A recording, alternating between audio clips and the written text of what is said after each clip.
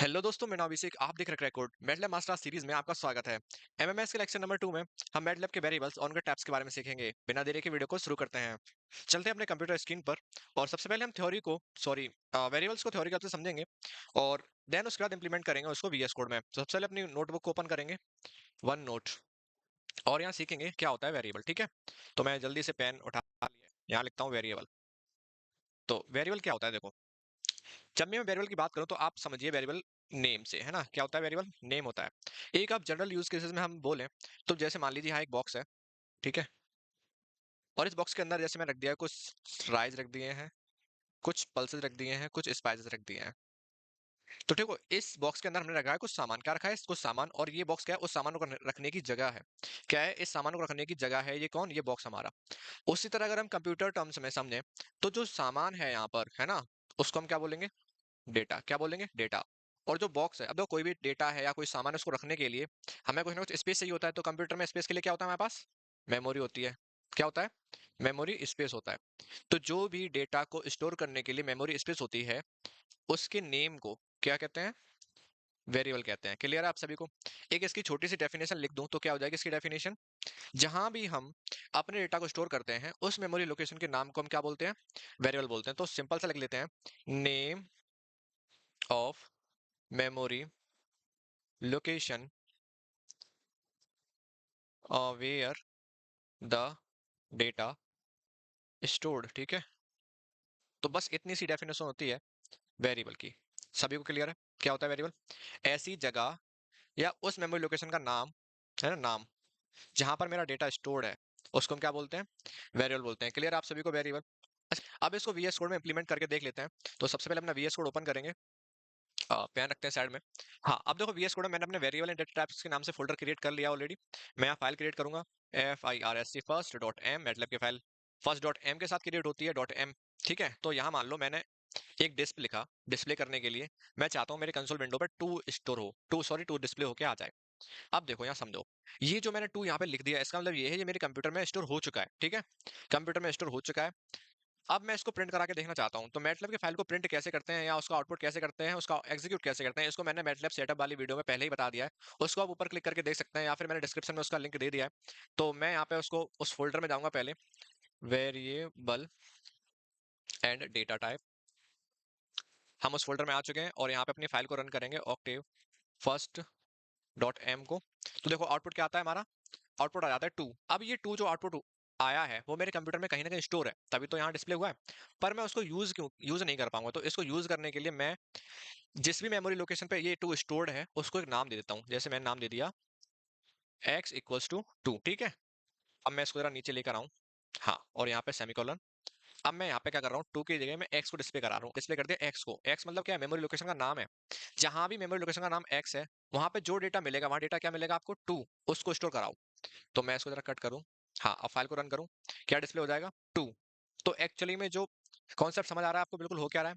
एक एग्जांपल और लेते हैं, जैसे एज लिखा हुआ है यहाँ पे, एज है 23। एज को प्रिंट कराना चाहते हैं, डिस्प एज।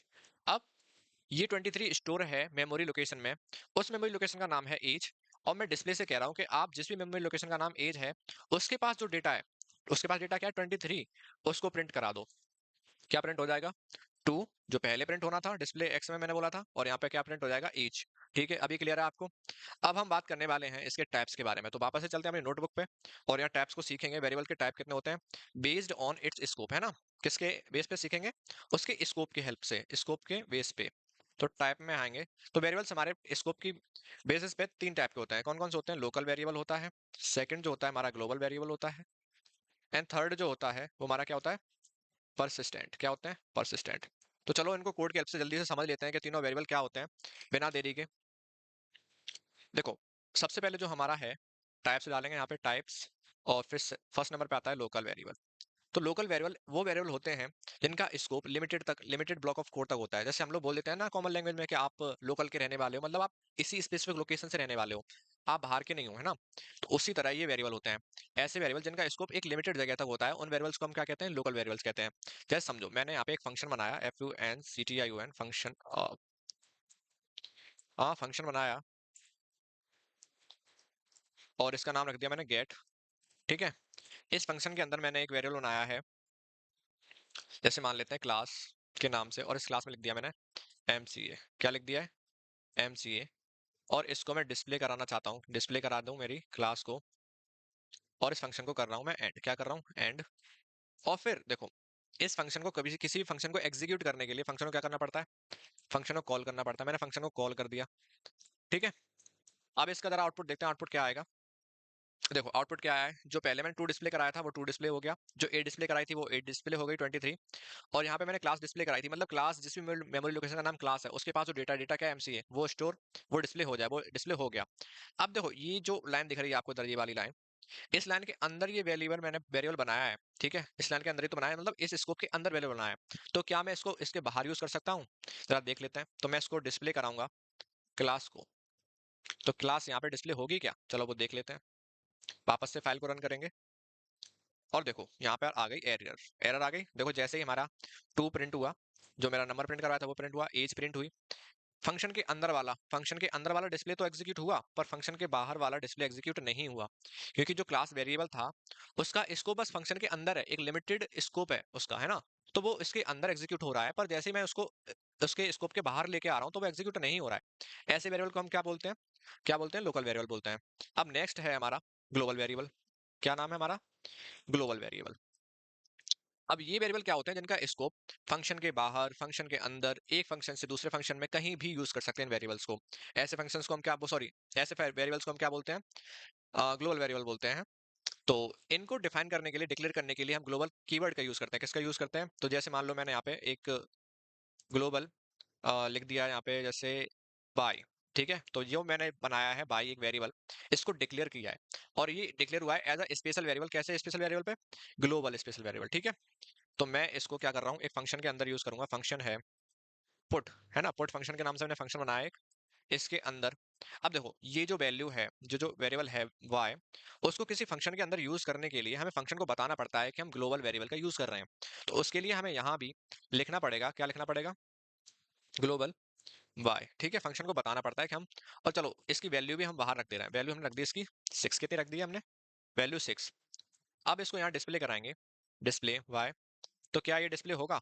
देखो ऊपर, और चलो इसके बाहर भी एक बार हम डिस्प्ले करवा लेते हैं बाय,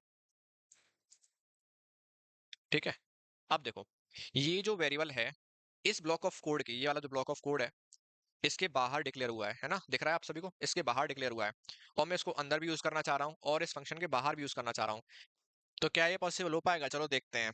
पहले इस फंक्शन का आउटपुट देखने के लिए हमें फंक्शन को कॉल करना पड़ेगा। फंक्शन का नाम है पुट, तो इस पुट फंक्शन को कॉल करते हैं और जल्दी से इसका आउटपुट देखते हैं। और फाइल को रन कर लिया है, आउटपुट आ गया 6 and 6, यानी 2 बार 6 लिख कर आया। वो 2 बार 6 कैसे लिख कर आया वो हम देखेंगे।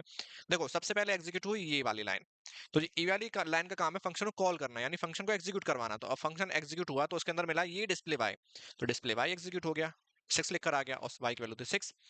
ये फंक्शन एग्जीक्यूट हो गया, उसके बाद उसको एक और लाइन मिली जिसमें ओनली डिस्प्ले वाई लिखा होता है, तो उसने डिस्प्ले वाई हो गया एग्जीक्यूट।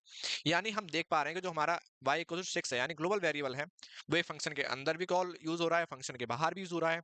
तो ऐसे ही फंक्शन को हम क्या बोलते हैं? ग्लोबल वेरिएबल बोलते हैं, जो फंक्शन के अंदर, फंक्शन के बाहर, यानी जिस फाइल में वो डिक्लेयर हुए हैं उस फाइल में कहीं भी यूज हो जाते हैं। ऐसे फंक्शन को कहते हैं ग्लोबल वेरिएबल। क्लियर है आप सभी को? क्लियर है तो वीडियो को लाइक कर दो। चलते हैं नेक्स्ट वेरिएबल पे, चलते हैं नेक्स्ट वेरिएबल। बहुत ही इंपॉर्टेंट वेरिएबल होने वाला है, थोड़ा ध्यान से समझेंगे उसको, ठीक है। वो हमारा है परसिस्टेंट वेरिएबल, परसिस्टेंट वेरिएबल। सभी लोग अपने ध्यान से समझेंगे। देखो यहाँ भी मैं एक फंक्शन को क्रिएट करता हूँ, और इस फंक्शन का नाम होने वाला है काउंट, ठीक है। इस फंक्शन का नाम क्या है? काउंट। अब हम नया वेरिएबल लेते हैं, यहाँ पे नया फंक्शन का यूज करते हैं is, if is empty, is empty. अगर हमारा z खाली है, उसके पास कोई वैल्यू नहीं है, तो हम क्या करेंगे? उसको एक वैल्यू दे देंगे, है ना, दे देंगे, क्योंकि z के पास कोई वैल्यू है नहीं, और हमने वैल्यू दे दी, और इस फंक्शन को कर देंगे एंड। इस फंक्शन का काम इतना है कि अगर हमारे z के पास कोई वैल्यू नहीं है तो उसको एक वैल्यू मिल जाए, ठीक है। फिर हम क्या करेंगे? अगर z के पास वैल्यू मिल गई है तो उस वैल्यू में एक जोड़ देंगे। क्या कर देंगे? एक जोड़ देंगे, और उसको डिस्प्ले करा देंगे कि जोड़ने के बाद क्या आउटपुट आ रहा है, डिस्प्ले z करा देंगे, और इस फंक्शन को एंड कर देंगे, है ना। अब फंक्शन को एंड कर दिया, अब फंक्शन का आउटपुट देखने के लिए, उसको एग्जीक्यूट करने के लिए क्या करते हैं? फंक्शन को कॉल करते हैं। आई होप आपको अच्छे से समझ आ रहा होगा। फंक्शन को कॉल कर लिया है, अब जल्दी से इसका आउटपुट देख लेते हैं। जैसे इस फाइल को रन होंगे तो आउटपुट आएगा कितना, 1, क्योंकि देखो जेड के पास कोई वैल्यू थी नहीं स्टार्टिंग में, तो जेड की वैल्यू कितनी हो गई फिर 0। अब इस 0 में एक ऐड हो गया तो कितना आना चाहिए आउटपुट, 1 हो गया। वेरी गुड, इतना बहुत सिंपल है, कोई डाउट वाली बात नहीं है। ठीक है, इसको हम करते हैं कॉपी और इसको दोबारा कॉल करके देखते हैं क्या आउटपुट वही आएगा क्या अलग आएगा। अभी आउटपुट देखो कितना आ रहा है, 2। अभी क्या हुआ, है ना। अब इसको दोबारा कॉल करेंगे, जैसे जैसे आप इसको कॉल करते जाएंगे इसका कॉन्सेप्ट आपको क्लियर होगा। अभी इसको रन करके देखते हैं, आउटपुट आ गया 3।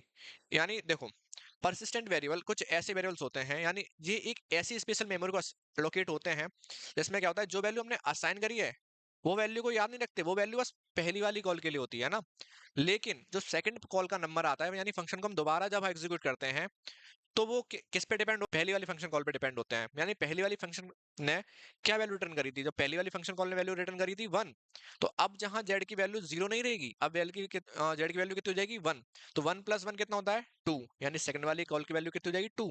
जब थर्ड वाली कॉल होगी तो वो इस वाली 0 की वैल्यू को ध्यान नहीं देगी, वो किसको ध्यान देगी, सेकंड वाली कॉल को। अब सेकंड वाली कॉल में वैल्यू कितनी थी 2, तो 2 प्लस 1 कितना हो जाता है 3। तो यही होता है हमारा परसिस्टेंट वेरिएबल।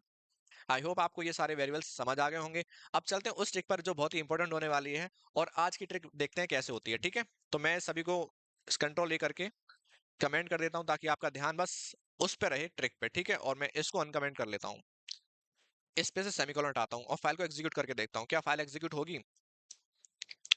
फाइल एग्जीक्यूट हो गई है और साथ में आउटपुट आया है x इक्वल टू 2, और मैंने इसको डिस्प्ले नहीं कराया था, फिर भी आउटपुट हमारा क्या आ गया, x इक्वल टू 2। अब इस तरह की जो गलतियां होती हैं हमारे कोड में, है ना, आपने सेमीकोलन नहीं लगाया, तो इस तरह की गलतियां होती हैं। तो अब सेमीकोलन लगाने से क्या होता है, अब मैं इसको डिस्प्ले कराना चाहता हूँ कि अब मेरा जो है वो डिस्प्ले हो जाए।